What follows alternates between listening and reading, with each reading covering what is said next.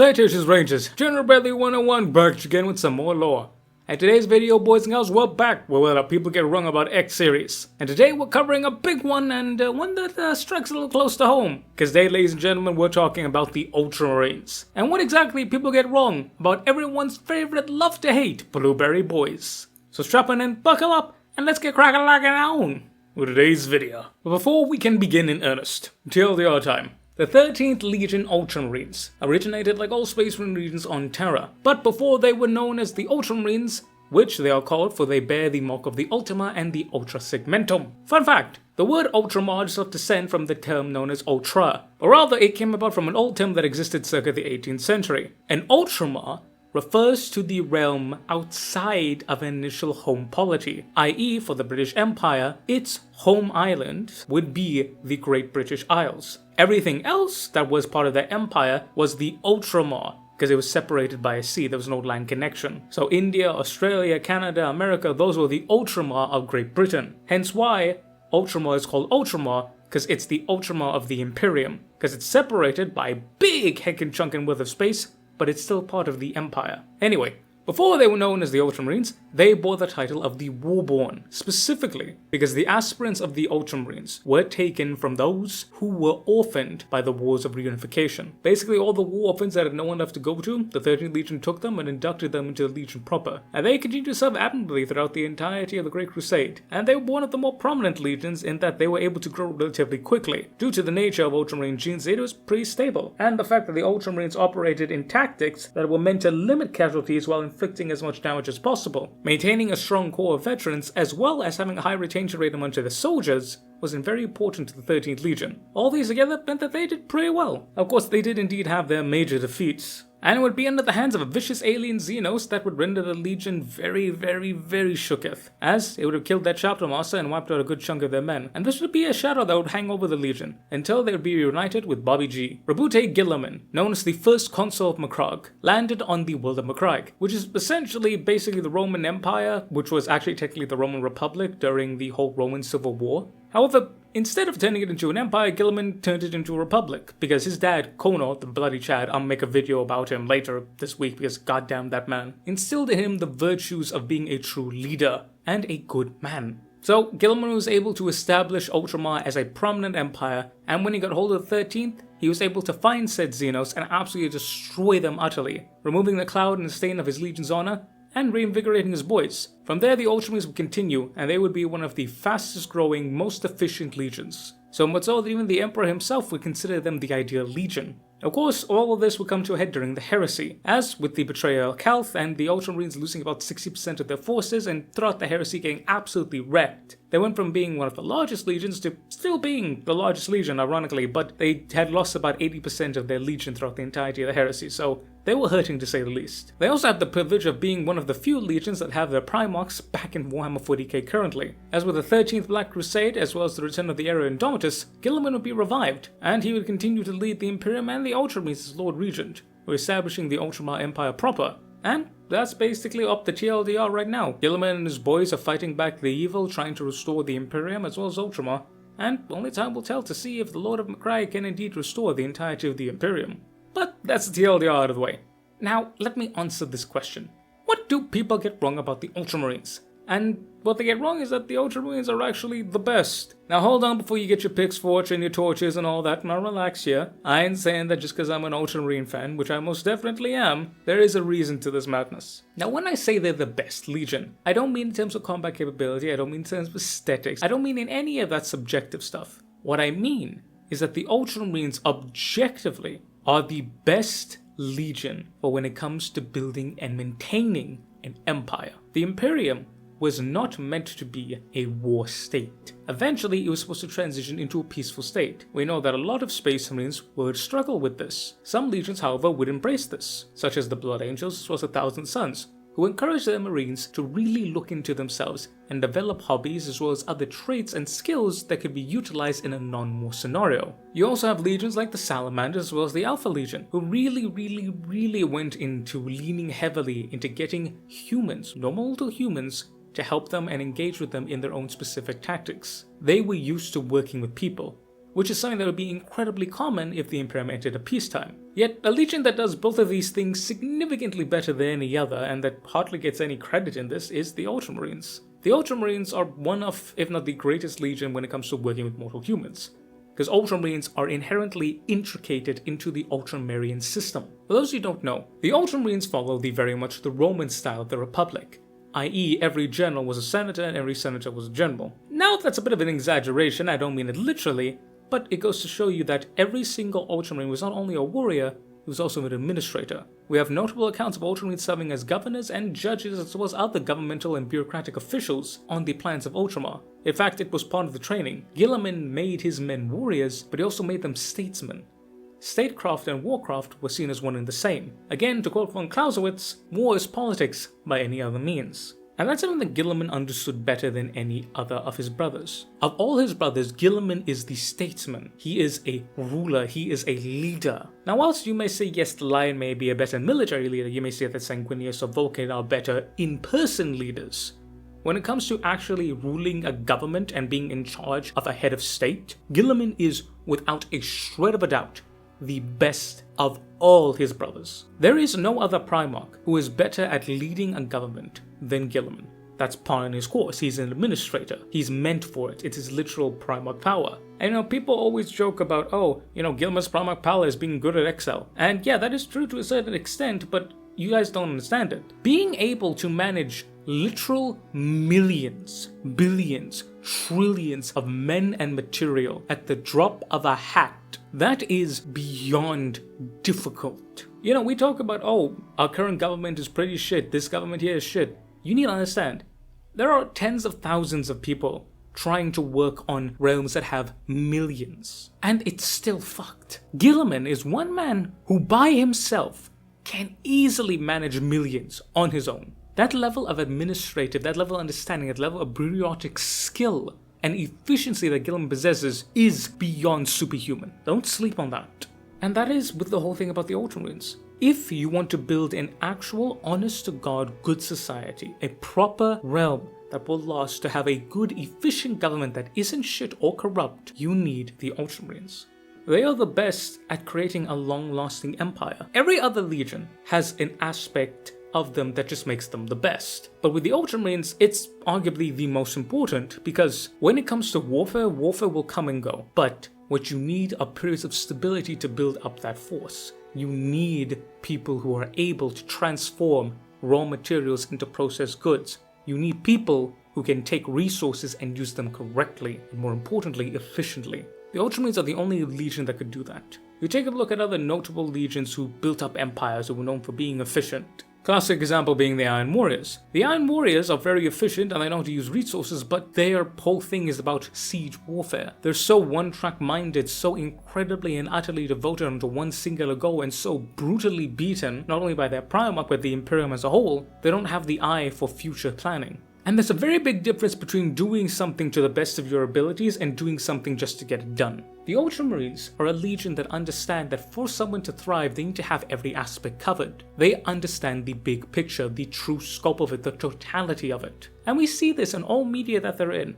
Specifically the Horus Heresy books. You take a look at the whole Calth saga. One of my favorite parts is when Uriel Ventress goes to a ship dock that's like 5 minutes behind. And he tells her, hey, you guys are literally 5 minutes behind schedule. And the lady in charge of the dock looks at him and it's like, is this a joke? And the captain explains, no, it's not. I'm not here to reprimand you, I'm not here to countermand you, I'm here to tell you that, hey, if this is not addressed, this 5 minutes will turn into 10, that 10 will turn to 20, that 20 will turn into 30, and eventually we will be hours behind schedule. And when you're dealing with gigantic warships and this much concentration of men, being a day behind schedule is utterly unacceptable. It's that foresight, that wider picture that Ultramarines have. That's why many people often consider them to be fucking annoying, because it's like, why are you caring about this little thing that may happen later? Because if you leave that little thing alone, it will become a big thing. And the resources that can be used to stop this little thing will then have to be quadrupled, if not multiplied by 1/10, just to get that big thing to stop. Again, is what makes them such good administrators, but also makes them kind of annoying. And these are all over in every single aspect of the Ultramarines. We have countless examples. Now, you may be asking, Brad, if there are countless examples, why do people still not give this to the Ultramarines? And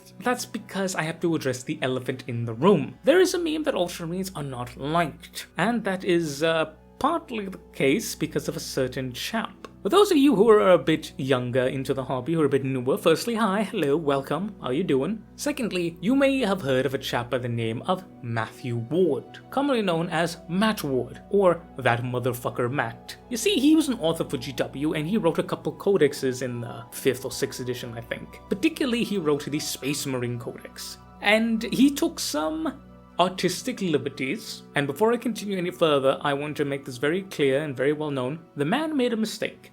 Leave him the fuck alone. Seriously, 40k fans can be incredibly vile with how hateful they can be sometimes. There were people who sent this man death threats and threatened his family. I'm sorry, if you did that, you are a fucking loser, and get the fuck out of the hobby. So, Matt Ward took some artistic liberties, and when I say artistic liberties, he basically made his homebrew canon, and it's not the good homebrew, it's the very cringy, this is my way I think that Space Marines should be, and it's right. The one thing that really drove people to high hell is that he said, quite literally, that Marneus Calgar was the spiritual liege of not just the Ultramarines, but every single chapter. And I mean every single chapter, including the Space Wolves and the Black Templars. They think that Mr. Marneus motherfucking you're itching for a fistin' boy Calgar is their spiritual liege, and they look up to him and they ascribe to be like him. That is what Matthew Ward literally said, word for word verbatim in a codex. This was printed and authored and sealed by GW. He also wrote some shit for the Grey Knights, which is fucking, yeah, the whole bathing in the blood of sisters for demons, and that's fucked up. So, I'd suggest look into it, but again, leave the boss alone. It was fucking 10 years ago at this point. He doesn't deserve any of this shit.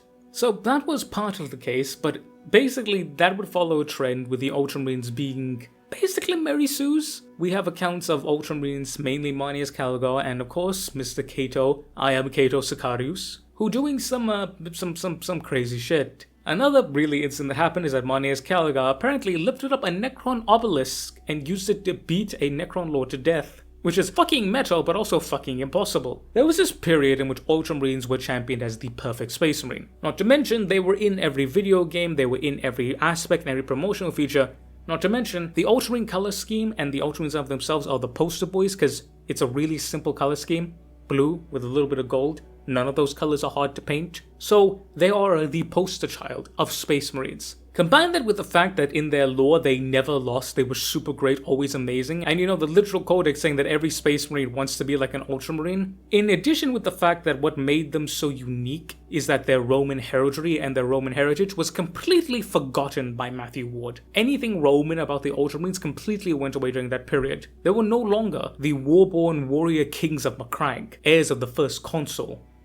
They were just the blueberry poster boys of Warhammer 40k, and that led to a gratuitous amount of hate, an obscene amount of hate, but rightfully so, against the Ultramarines, not against Matt Ward. I want to fucking make that very clear. And that hatred has kind of dissipated a little bit across the years, but the meme still remains. And there are a lot of new people who just straight up hate the Ultramarines, because they're just the Ultramarines, which is, you know, annoying as an Ultramarines fan, but it's like, people don't hate them for an actual reason, they hate them because of the meme, and you know, 40k memes are jokes, they're never meant to be taken seriously. No, Chet priests do not have sex with toasters, the Krieger's primary melee weapon is not a shovel, and the Ultramarines are in fact not Smurfs. But with the Ultramarines, that hatred has kind of gone away, but it still lingers and it is annoying, despite GW recognizing this and trying to rectify it.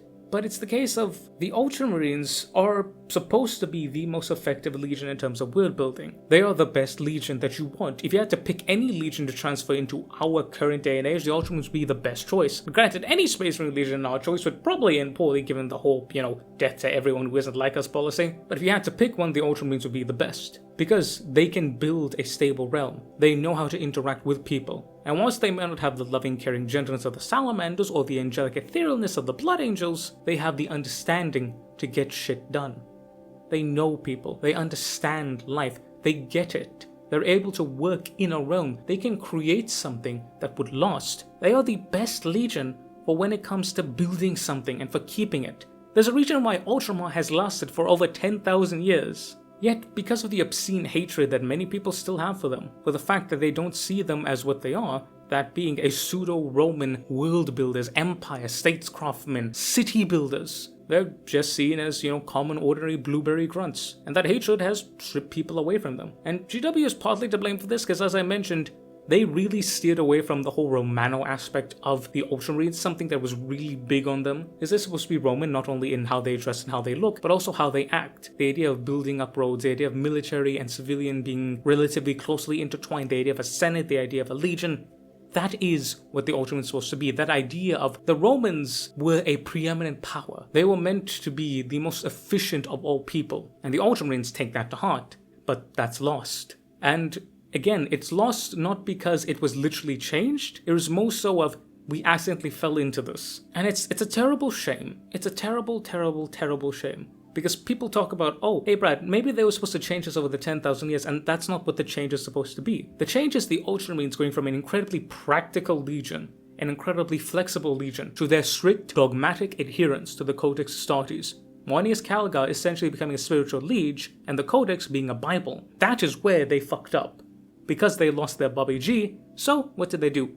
They clung to his words with the Codex. But Bobby G was always about being practical. Hey, if it ain't working, throw it out. But with these fellas, they saw it and they're like, oh, I need to absorb this as actual written literature. This is the greatest, this is the best, this is everything that it ever was. And that is in direct violation to Guilliman's teaching. That is where the Ultramarines fell. That is where the Ultramarines changed. That is where they degraded. Not in their empire building, not in their Roman aesthetic, not in the fact that they are indeed the best legion to keep something going. So looking at it and seeing it, it's really annoying. Look, as an Ultramarines fan, of course I love Rome.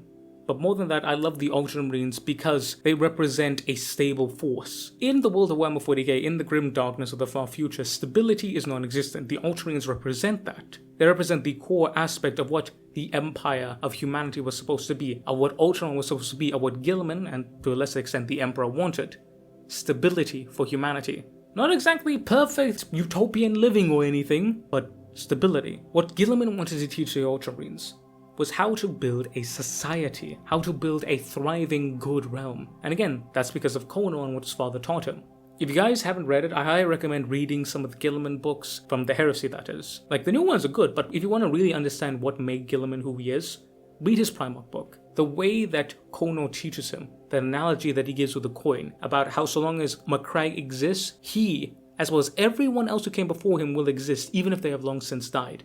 The idea that Macraggian ideals must be followed first and foremost. Guilliman understood that the true success of humanity is not simply making a war machine, it's not conquering a world, it is establishing a legacy, a realm, a kingdom that can thrive and prosper, that is built upon ideals that are immortal. For as long as those ideals are held within that city, so long as that foundation, that kingdom built upon these ideals of honor, of duty, of self-sacrifice, and of nobility stand, every single clan, every single soul, everyone who was lost to building it will remain in some fashion. That idea that even if humans may die, even if everything may fall, even if the kingdom itself may perish, the idea will exist.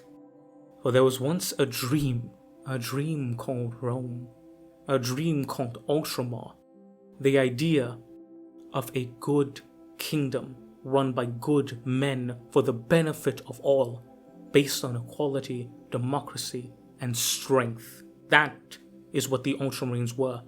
They were builders of that. They were guardians of that. That is what they were meant to uphold. At the very core, that is what they are supposed to represent. They are the wardens and the keepers of the dream of Ultramar.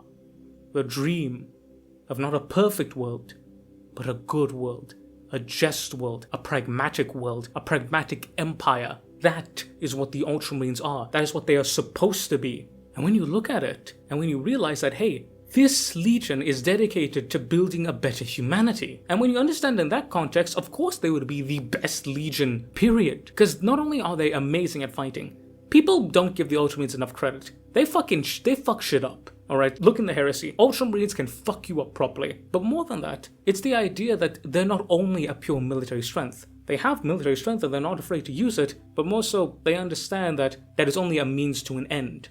The end is the dream, the empire of man. And when you see a legion that is meant to have such depth to it, that is meant to have such understanding and such character, be reduced to poster boys that everyone hates because some dude thought that they were great. Honestly, it's insulting. So when I do these videos, I try really hard to remain unbiased. But with this one and the Salamander one, I think are my hardest to remain unbiased because I feel so strongly for them.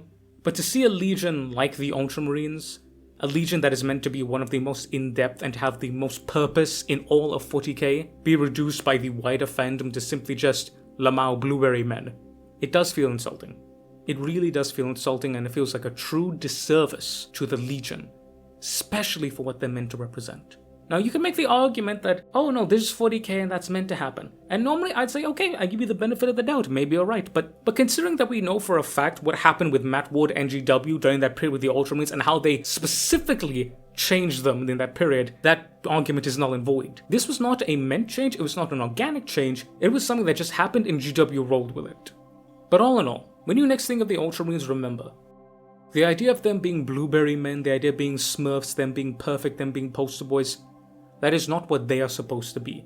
That is real world shit affecting the lore. The Ultramarines are meant to be world builders, empire builders, wardens, keepers. They are meant to create a dream.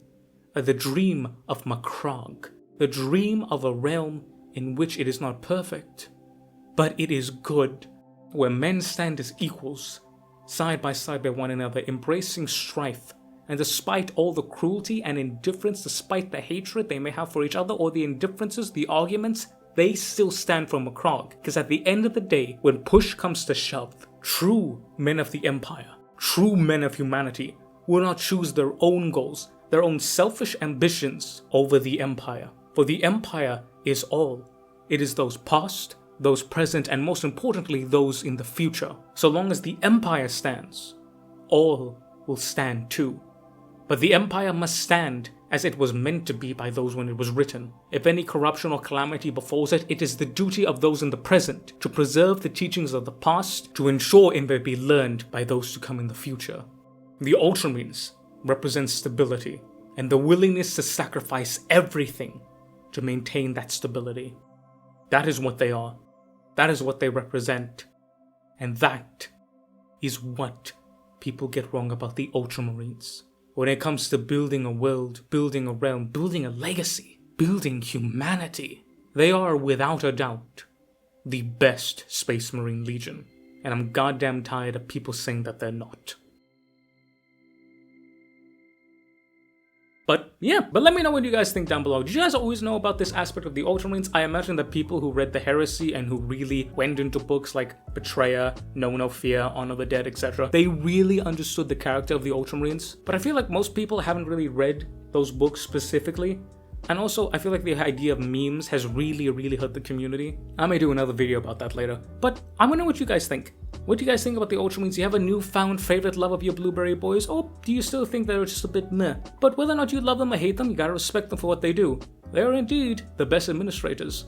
Because nobody can do an Excel like an Ultramarine. But ladies and gentlemen, I would say a massive thank you to you guys for watching, and even more massive thank you to my awesome members and patrons. Big shout out to my Officer Corps with Mr. Eddie V3, Mr. Major of the Void, and Mr. General Alexander. Shout out to my Sergeant Dear members, Mr. Damiak, Mr. Andy McGee, Mr. Warsmith Fireheart, Mr. Corns Butcher, Mr. Bulwin, and Mr. Sean IRL7. Big shout out to my Corporal Tier members, Tremail the Math Kitty, Mr. Lord Rosarius, and Mr. Tech Priest Toaster. And finally, but certainly not least, massive thank you to my privateer members, Mr. Thomas Moslons, Mr. Ivan_SVW, Mr. Hotori's Curse, Mr. Monkey Man, Mr. Michael Hayeda, Mr. Diego Castro, and Mr. Fortus Unum. Thank you, each and every one of you, for doing this. It means the world to me. You know, I think about it that there are people who are willing to throw money behind me, man, to support me financially for making these videos, and it's a humbling thought, but it's a very thankful thought. Please never forget I'm incredibly grateful for everything that you guys have done, and I will always appreciate it and love it. So, you know, if you guys want to join them, you get a bunch of benefits, and I try and do it, but mainly it's because you guys believe in what I'm doing, and I understand that.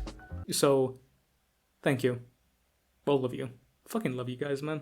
Mwah! But ladies and gentlemen, I've been the General Bradley 101. You've been beautiful, awesome, and amazing people. Thank you all so very much for watching. Wish I say love there, boys and gals. and I will catch y'all next time. Dismiss Rangers.